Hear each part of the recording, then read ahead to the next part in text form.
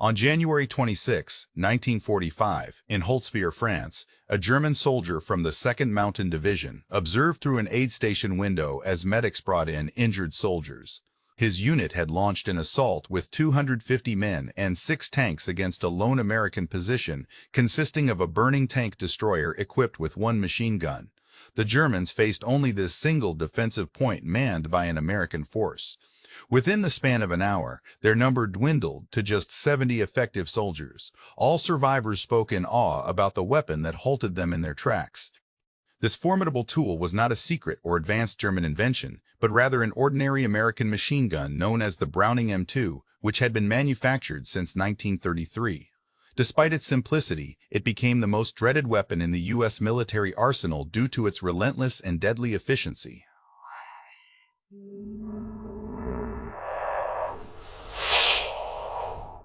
His sustained fire caused such devastation that the enemy's offensive crumbled. The official Medal of Honor citation issued by Lieutenant General Alexander Patch on June 2, 1945, stated that Murphy inflicted around 50 casualties on the attacking force.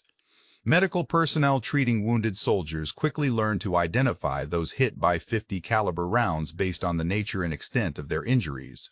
Unlike rifle bullets, which might wound but leave some chance for recovery, .50 caliber projectile often resulted in catastrophic tissue damage. A hit to an arm or leg frequently necessitated amputation due to the immense kinetic energy transfer. Wounding someone in the torso was almost always fatal. German field hospitals near the front lines were trained to recognize casualties inflicted by 50 caliber rounds because of the severity and uniqueness of their wounds. Many wounded soldiers did not survive long enough to reach these medical facilities, illustrating the profound impact of this weapon beyond just direct battlefield injuries.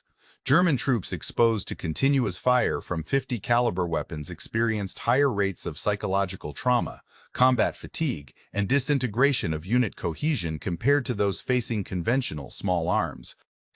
Medical personnel observed that soldiers repeatedly targeted by these rounds, even if not physically injured, exhibited symptoms of severe stress and battle weariness.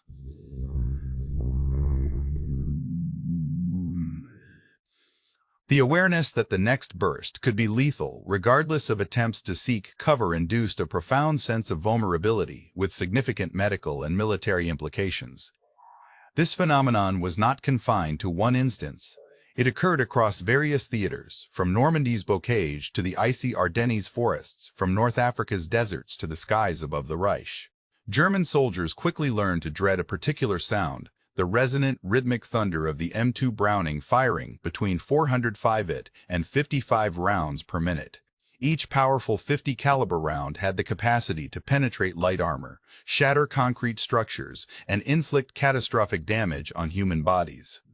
The shift from skepticism to terror started 3 years prior when American industrial capabilities began manifesting not just in production numbers, but through the harrowing experiences of German soldiers who encountered this weapon and survived. These encounters revealed a fundamental truth about modern warfare and exposed the psychological impact of the United States' approach to military doctrine. Instead of developing the most advanced heavy machine gun, America had created something far more formidable, a weapon that was unparalleled in reliability, ubiquity, and psychological potency as a crew. Served weapon. Initially, German aviators approached these encounters with disdain rather than fear. On September 6, 1943, over Stuttgart skies, B-7 Flying Fortresses conducted the first major daylight raid on Germany's industrial coal. Luftwaffe fighter squadrons, including seasoned pilots who had downed numerous Allied aircraft in 2 years of combat, scrambled to intercept them. Armed with 4 20mm cannons and 2 13mm conning guns, these pilots were confident in their Focke-Wulf 19E aircraft's capabilities. German pilots initiated their attack runs from above and ahead, following standard protocol for intercepting American heavy bombers. At a distance of 800 meters, they unleashed their firepower.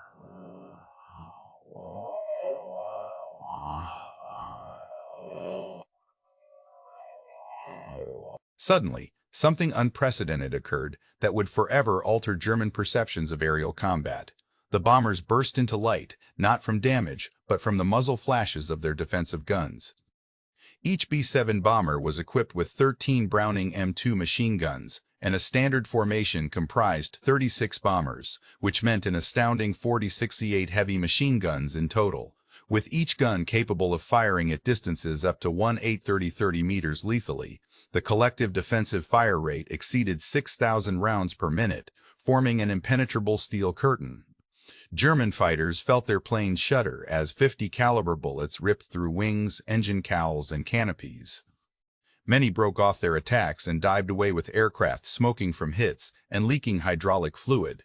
The raid was costly for the Luftwaffe. 45 B-7s were lost, but fighter losses were catastrophic for units struggling to replace skilled pilots.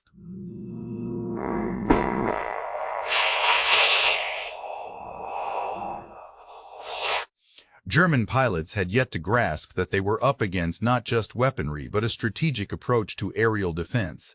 The Americans had addressed the issue of bomber protection through sheer volume rather than advanced technology. Each B-17G carried between 5,000 and 7,000 rounds for its 13 gun positions, with some crews adding extra ammunition beyond regulations. Luftwaffe pilots had been conditioned to fear the destructive power of 20 Minuten and Antennas capable of downing a bomber in one well-aimed shot, and they had come to dread explosive shells that detonated upon impact. However, the American 50 caliber rounds did not explode. Their effectiveness lay in sheer volume and accuracy alone. A projectile measuring half an inch in diameter and weighing 7 to 7 grains, traveling at a speed of 2,900 feet per second with 12,000 foot-pounds of muzzle energy, effortlessly created gaping holes wherever it went, through wings, engines, fuel tanks, and even the cockpits. Luftwaffe. Wellendant Heinrich Wormhelle, a pilot with 93 confirmed victories, detailed in a letter to his family how daunting it was to confront American bomber formations. To engage the Americans meant diving into a hail of steel. You could see tracer rounds, only 1 out of every 5 bullets, and you knew that for each visible tracer, there were 4 unseen bullets whizzing by. Once within effective cannon range, pilots found themselves already inside the enemy's killing zone.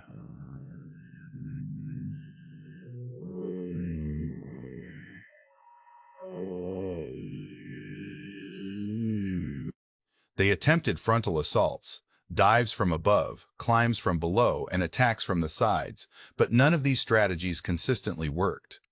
American gunners had overlapping fields of fire, nose guns and top turrets engaged attackers coming head on, tail guns and ball turrets dealt with threats approaching from behind, waist guns covered side approaches, and ball turret and top turret defended against assaults from above or below.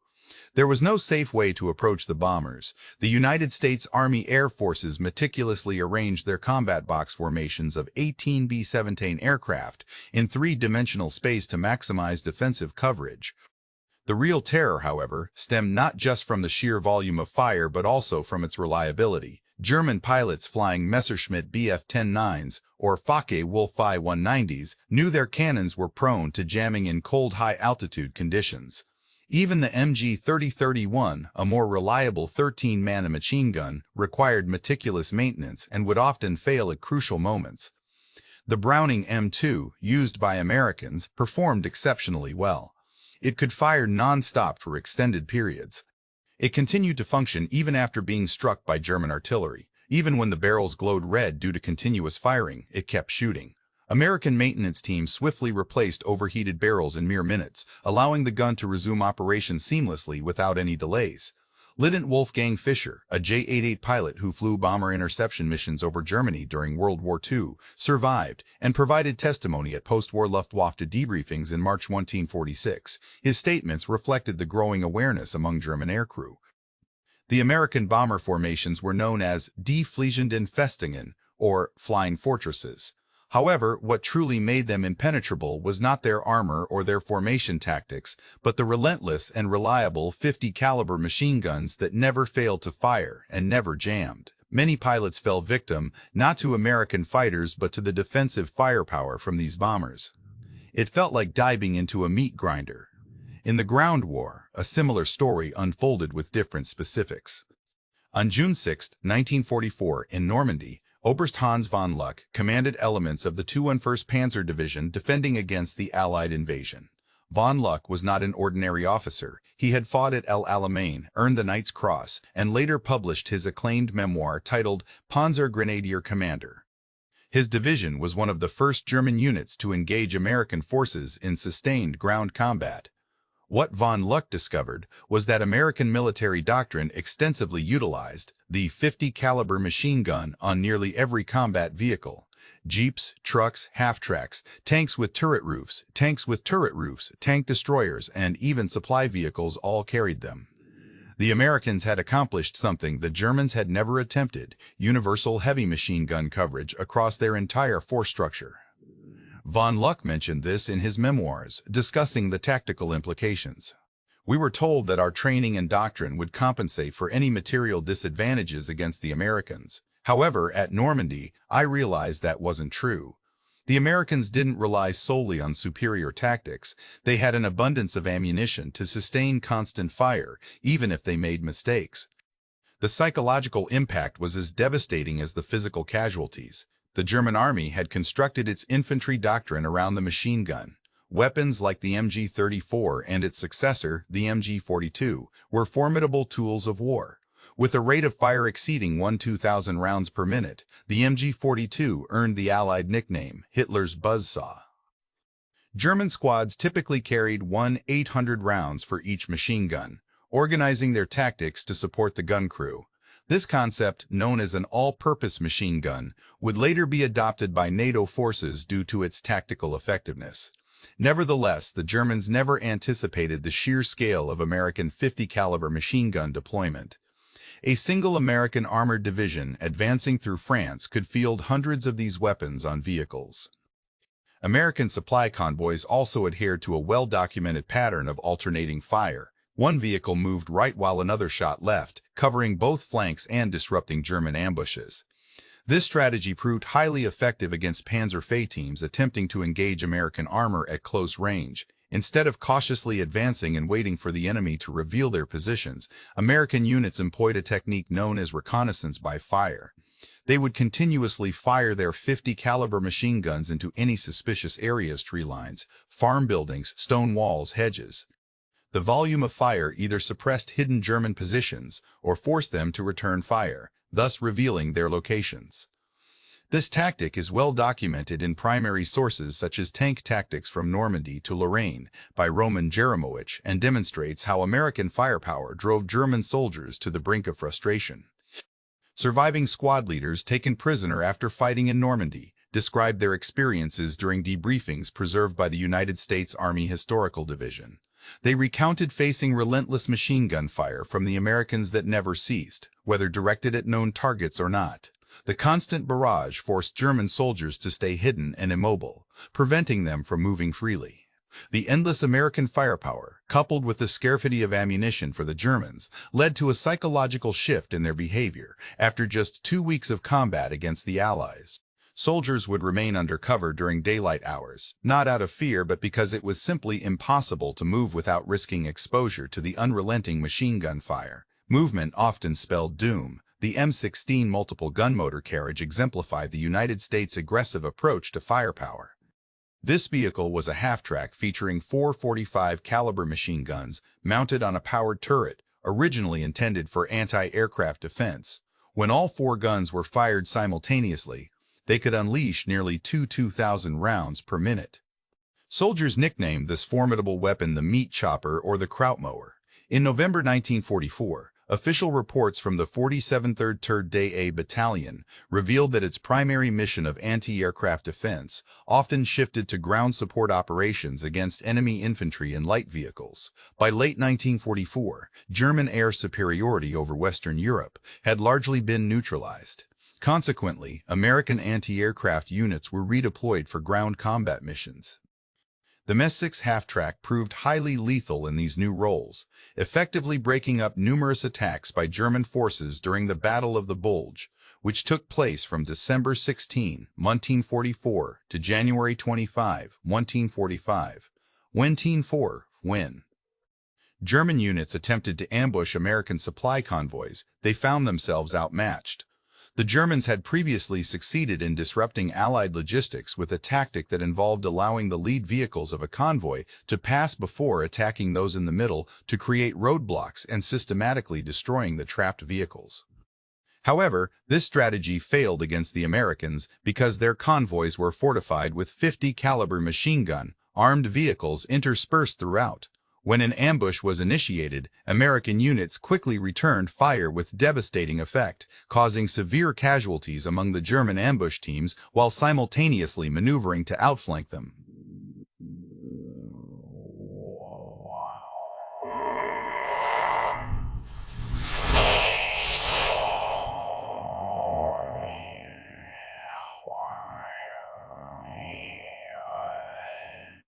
Early attempts involved deploying infantry armed with machine guns and Panzerfausts along roadways, but these efforts were rendered futile by the concentrated fire from American 50 caliber machine guns deployed throughout each convoy. The sheer volume of counterfire from American convoys was incredibly destructive. German units soon learned to avoid attacking full convoys, opting instead for isolated vehicles, which were scarce. The Americans moved in large groups knowing that the Germans could not effectively strike their supply lines. This tactic proved highly effective as American convoys employed a methodical pattern of alternating fire. Vehicles positioned on the right side of the road would target the right flank, while those on the left would cover the opposite direction. This created overlapping fields of fire covering both sides of the road simultaneously.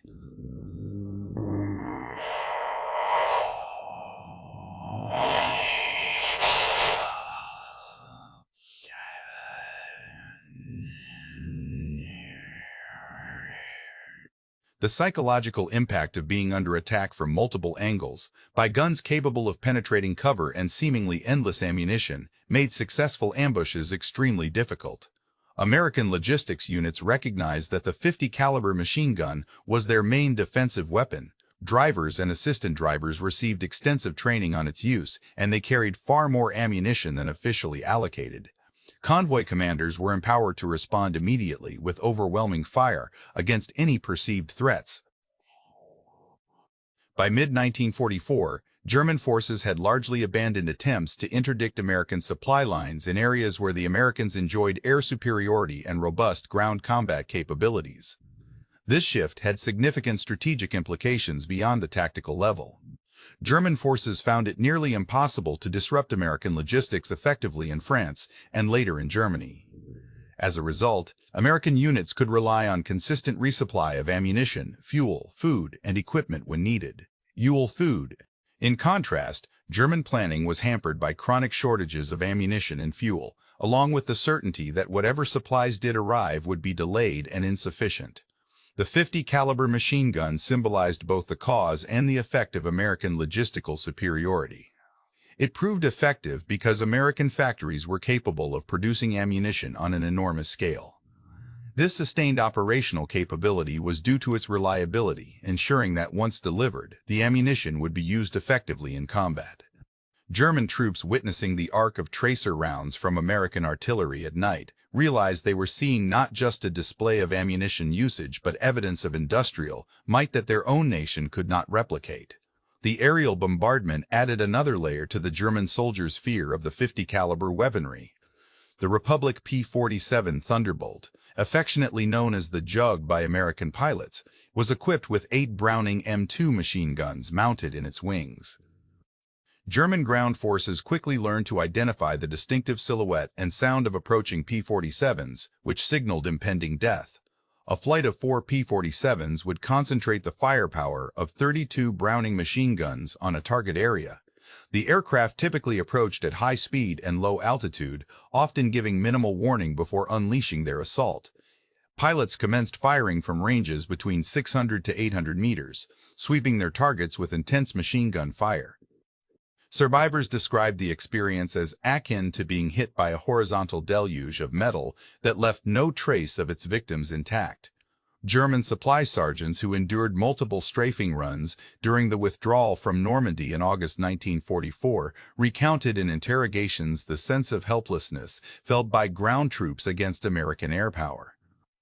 "You hear the engines first," they said, "and by the time you look up, they have already started firing. Bullets hit everywhere, roads, vehicles, men, all at once. There is no place to hide that can protect you. Stone walls shatter. Trees fall, metal rips apart like paper. One moment you're behind a truck, and the next, it's nothing but scattered pieces of metal and flames." Soldiers were trained to abandon their vehicles upon hearing aircraft engines approaching. It was deemed preferable to lose just the vehicle rather than both it and its crew. The P-47 fighter proved especially effective during what American pilots referred to as armed reconnaissance missions. Instead of focusing on specific targets, these flights would patrol designated areas, searching for opportunistic targets. Any German vehicle moving in daylight faced the risk of being attacked, whether it was a troop column, supply convoy, or artillery position. The P-47's 850 caliber machine guns provided pilots with ample ammunition to engage multiple targets during a single sortie. A pilot might strafe one convoy, climb to altitude, spot an enemy tank platoon, dive to attack them, then strafe another target on the way back. With approximately 45 rounds per gun, totaling around 3-4 Huden rounds overall, this provided sufficient ammunition for sustained combat operations. German forces responded by moving predominantly at night or during bad weather conditions. However, these adaptations severely impacted their operational efficiency and logistical capabilities. What should have taken hours to transport now required days due to the constant threat of aerial attacks. Reinforcements often arrived late or failed to arrive altogether. By mid-1944, the Luftwaffe's inability to challenge American air superiority left German ground forces perpetually under threat from enemy aircraft. The principal weapon delivering this menace was the 50 caliber machine gun. The combination of both ground-mounted and aerial delivered 50 caliber fire created a pervasive suppression effect on German units. They could not safely move during daylight hours due to strafing attacks, nor at night because American forces used reconnaissance by fire with vehicle-mounted 50 calibers to block roads and trails. Concentration of forces for counterattacks was nearly impossible since U.S. doctrine dictated immediate engagement with all available firepower upon identifying any German formation, including continuous 50 caliber machine gun. Fire while other weapons were being readied. This relentless pressure rendered traditional military tactics ineffective against an adversary whose standard-issue heavy machine guns were deployed in such overwhelming numbers and utilized so liberally that conventional responses ceased to be viable. German tactical strategies, training regimens, and fighting ethos were unable to counteract the numerical superiority of American firepower on the battlefield. A German infantry battalion assaulting an American position would frequently encounter 50 caliber machine guns, with up to Hendon 50 calibers firing relentlessly and supplied with ample ammunition. In contrast, German doctrine emphasized meticulous fire control to conserve resources, while American strategy prioritized overwhelming enemy suppression through sheer volume of fire.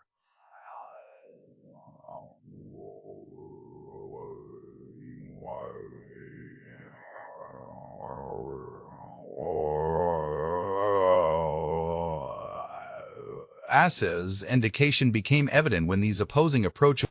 As American troops advanced through French villages and German cities, the 50 caliber machine guns proved indispensable for neutralizing enemy positions within buildings and dismantling fortified structures. The massive rounds could easily penetrate multiple layers of typical European construction. Walls that might withstand rifle or machine gun fire offered little defense against 50 caliber projectiles. American tank commanders swiftly adapted by mounting turret-mounted 50 calibers to suppress upper-story windows and rooftop positions before proceeding through urban areas.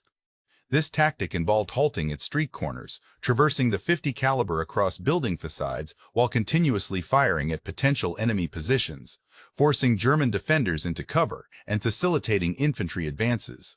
German panzer teams, potent in open terrain and particularly threatening in urban settings due to their ability to engage armor up close, struggled against American combined arms tactics that incorporated relentless 50 caliber suppressive fire. A Panzerfaust operator needed exposure to aim and fire effectively, whereas continuous, 50 caliber fire from suspected positions negated this advantage. Properly coordinated American strategies rendered successful panzer attacks. German company commanders who faced American forces in the Rhineland during the war's final months detailed the futility of defensive operations in urban environments against American tactics in their post-war narratives. Our German infantry would take up strategic positions in upper-story rooms with advantageous lines of sight. As American tanks advanced, they would engage the buildings with their heavy-caliber weapons and main guns, tearing through walls and ceilings. Our rapations, ceiling.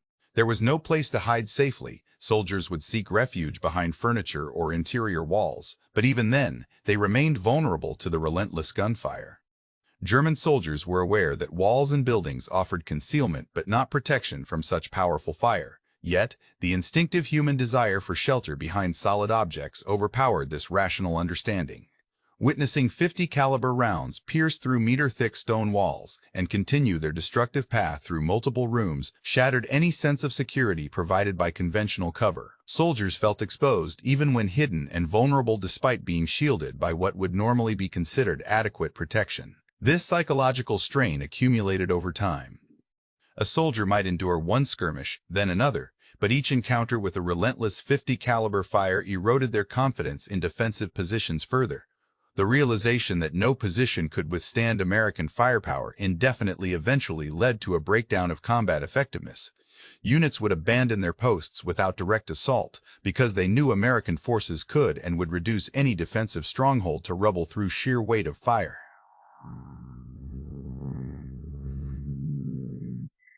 Despite German forces displaying remarkable courage and skill, often achieving local tactical victories against numerically superior American units, these successes were ultimately irrelevant when faced with the relentless application of American firepower. The 50 caliber machine gun played a crucial role in establishing this dominance. It was available in ample quantities to engage any target and could maintain continuous firing for extended periods without faltering. The supply of ammunition was abundant enough that American commanders never had to impose restrictions on its use, and it was deployed according to tactics emphasizing suppression and destruction rather than conservation and precision. German tank crews developed a profound fear of the 50 caliber machine gun for various reasons.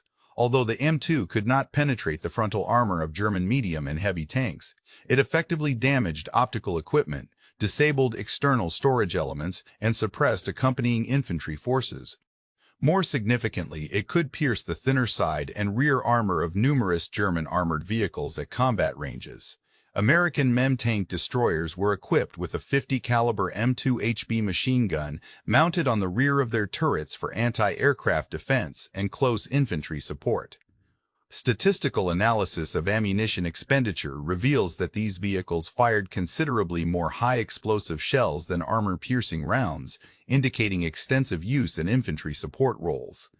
In such situations, the 50 caliber proved crucial during what crews referred to as cleanup operations in close combat scenarios. A German tank team might immobilize an American tank only to be eliminated by 50 caliber fire from accompanying tank destroyers or infantry support vehicles before they could retreat. Nighttime engagements introduced another terror associated with the 50 caliber weapon. American ammunition featured a ratio of 1 tracer round for every 4 ball rounds, meaning that roughly every 5th bullet visible to the enemy was a glowing tracer marking its trajectory.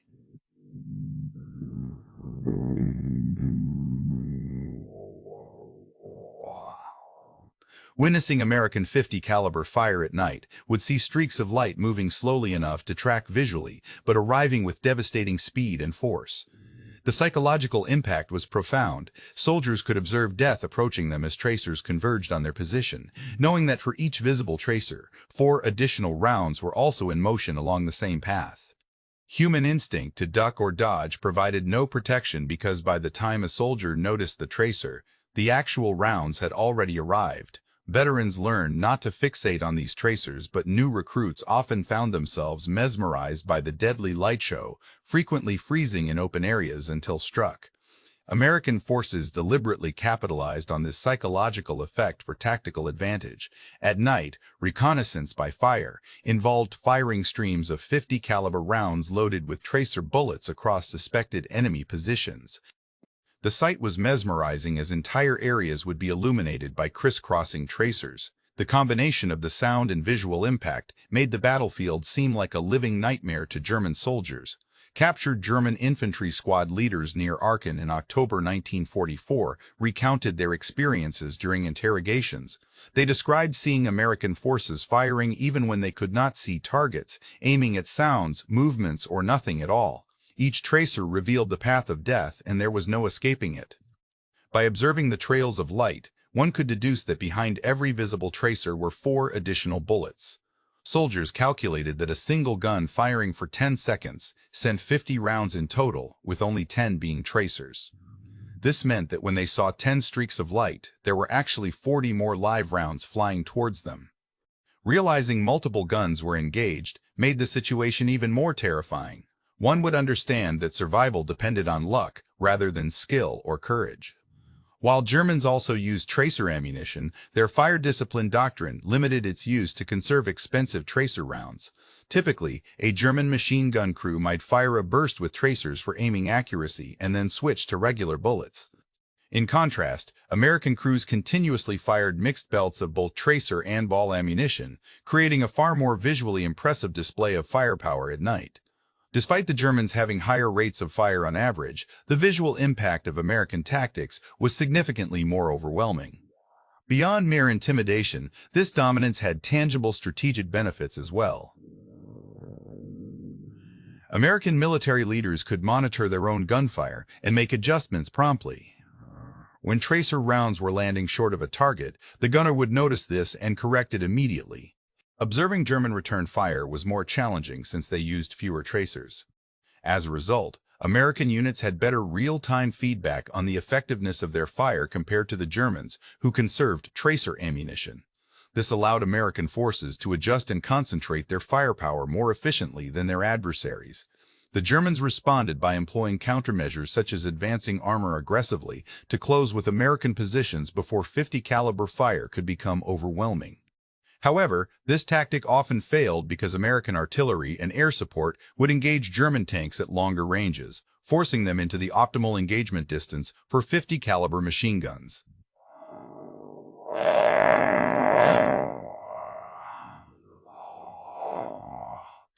Moving at night or during inclement weather when visibility was poor. Nevertheless, American logistics ensured that there was always an ample supply of .50 caliber ammunition available, and their doctrine encouraged firing at any suspected positions, regardless of confirmation.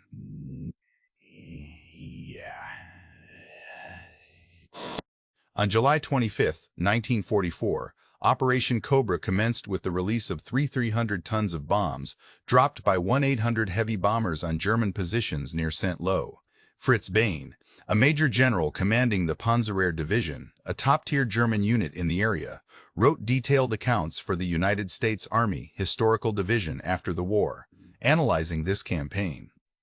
His assessment of American firepower was both precise and damning. Bain noted that by the time his division withdrew from the Saint-Lô sector, it had suffered significant casualties not mainly due to bombing or artillery, though these factors were considerable, but rather from relentless small arms fire that hindered effective maneuvering.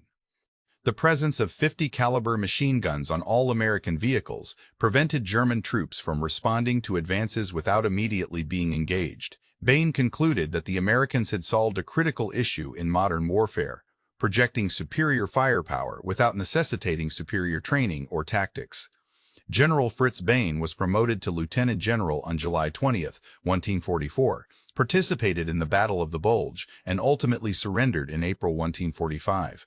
His writings after the war became crucial for understanding German viewpoints on American combat techniques. He frequently highlighted how the .50 caliber machine gun, operated by minimally trained soldiers with abundant ammunition supplies, established a level of firepower that was beyond the capabilities of Germany's more advanced weaponry and highly skilled crews. In winter 1944, the Battle of the Bulge took place, the final major German offensive in the West. Initially, German forces achieved complete tactical surprise and some initial success. For several days, it seemed possible that German armor might break through to the Meuse River and split the Allied armies. However, American logistics soon reasserted itself, along with the 50 caliber machine gun. American units rushed to the Ardennes with their standard load of ammunition and equipment. As a result, even makeshift defensive positions could unleash devastating volumes of 50 caliber fire on German assaults. The battle eventually turned into a prolonged attrition fight that favored American material superiority. At Bastogne, surrounded American forces used their 50 caliber machine guns to lethal effect against German infantry attacks. These weapons operated reliably despite extremely cold temperatures, mud, snow, and the general chaos of continuous combat. The Germans made one significant mistake in planning for the Bulge offensive. They assumed that bad weather would ground American air power and diminish American fire superiority. While weather did initially restrict air operations, German planners failed to consider that ground-mounted 50 caliber machine guns were unaffected by such conditions and that American logistics could sustain ammunition expenditure at rates unimagined by their counterparts. General Alfred Schlemm commanded the 1st Parachute Army from November 1945 when he was wounded during Operation Veritable, part of the Canadian 1st Army's assault across the Rhine. Facing Allied offensives with increasingly limited resources and declining troop quality, Schlemm had a difficult task. His post-war analysis, similar to that of others, emphasized the cumulative psychological impact of American firepower.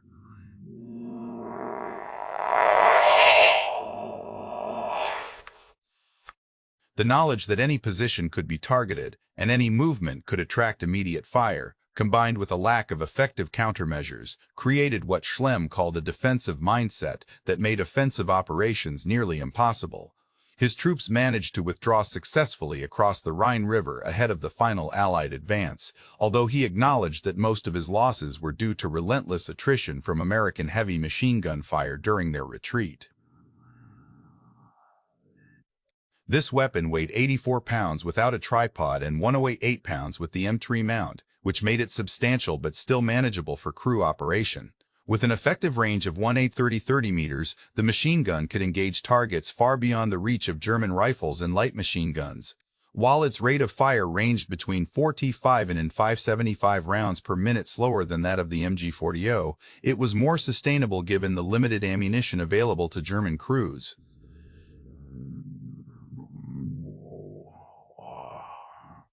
The standard M33 ball round achieved a muzzle velocity of 219 feet per second, while armor-piercing variants could penetrate up to 19 millimeters at 500 meters. The M8 API round could ignite fuel or ammunition upon penetration and penetrated 16 millimeters at the same distance, whereas the M220 API with its tracer element penetrated 21 millimeters. Though unable to pierce the frontal armor of heavy tanks like the Tiger or Panther, it could damage half-tracks, armored cars, and the sides and rear of many German armored vehicles. Moreover, it was effective in disabling truck engines, puncturing fuel tanks, disrupting artillery pieces, and suppressing infantry at ranges where counterfire was ineffective. The M2's reliability owed much to its design. John Browning initiated development in July 1917 during World War I. The water-cooled version, weighing 21 pounds with its jacket, entered service but proved too heavy for mobile warfare. By adopting an air-cooled system and reducing the weight in 1933, the M2 became more practical while maintaining robustness. The weapon's basic principles were, during World War II, manufacturers such as AC Spark Plug, Frigid Air, Guide Lamp, and Colt produced nearly 2 million 50 caliber machine guns of various models. Specifically, production of the M2HB variant, capable of sustaining prolonged firing periods, reached approximately 305,000 units across all services and theaters. This level of production ensured that American forces never suffered from a shortage of replacement weapons or spare parts. The Germans intellectually grasped what they were up against. In many ways, their weaponry was more advanced. The MG34 and MG43 excelled as squad automatic weapons. The German 118 Mini MG 302A Ordnungskraft machine gun boasted an impressive rate of fire at 900 rounds per minute.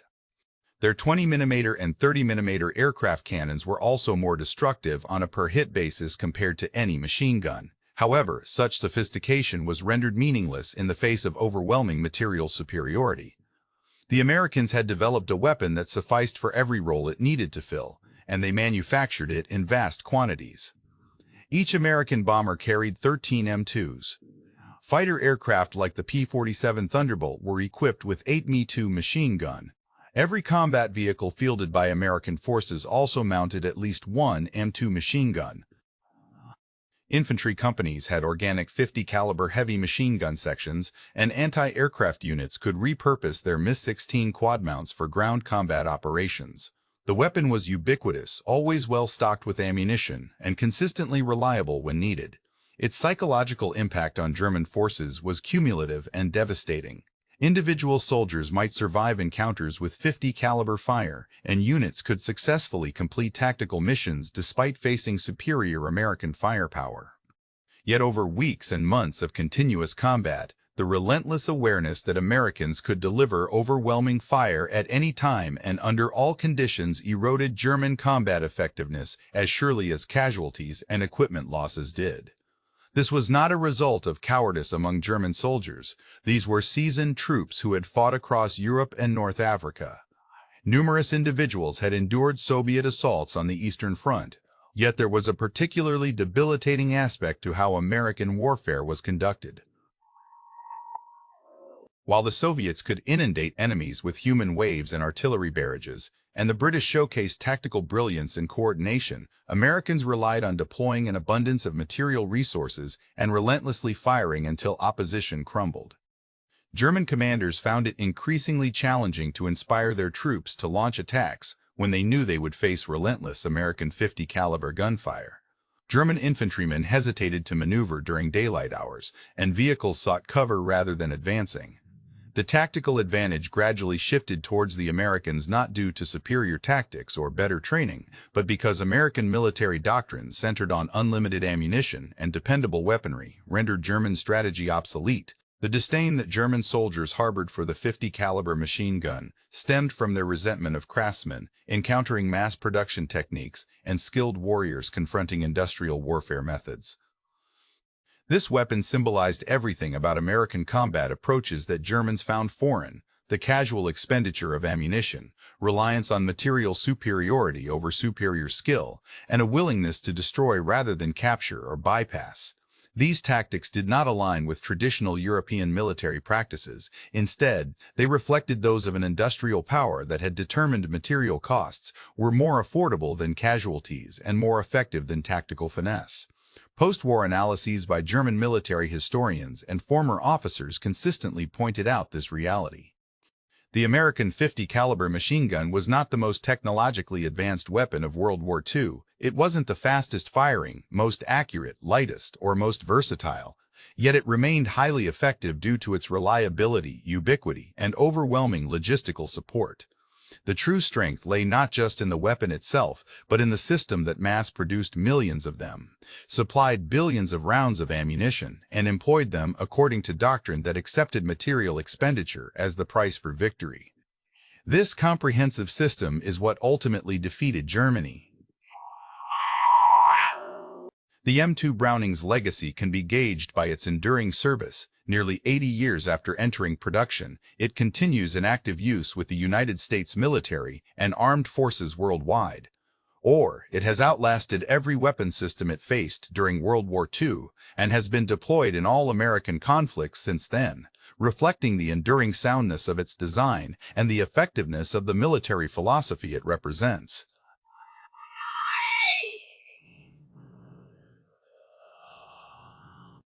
German military strategists had believed that superior training and tactical expertise could compensate for America's numerical superiority. This belief turned out to be misguided. The M2 Browning 50-caliber machine gun demonstrated that abundant, reliable weapons supplied in vast quantities were more effective than limited numbers of sophisticated weapons with restricted availability. German tank commanders who had triumphed over Soviet armor using superior tactics found themselves at a disadvantage against American combined arms teams that incorporated numerous 50-caliber machine guns. Ostast. One des.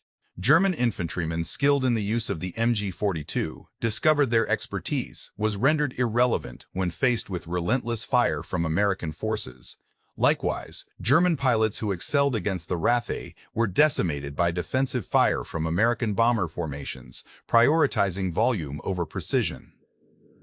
The lesson was unequivocal. In industrial warfare, the side that can sustain higher material expenditures will prevail, regardless of tactical skill disparities. Germany had adopted a craftsman's mindset in a war, demanding mass production capabilities. They optimized for efficiency when overwhelming force was required and conserved ammunition, while their adversaries could afford to expend it freely. The harsh reality learned by German soldiers through bitter experience is that modern industrial warfare rewards the ability to sustain massive material output, not tactical acumen or superior training alone. American forces brought an industrial system capable of manufacturing and supplying heavy machine guns in quantities sufficient to make resistance futile from a mathematical standpoint. When these contrasting approaches clashed on the battlefield, the outcome was never seriously contested.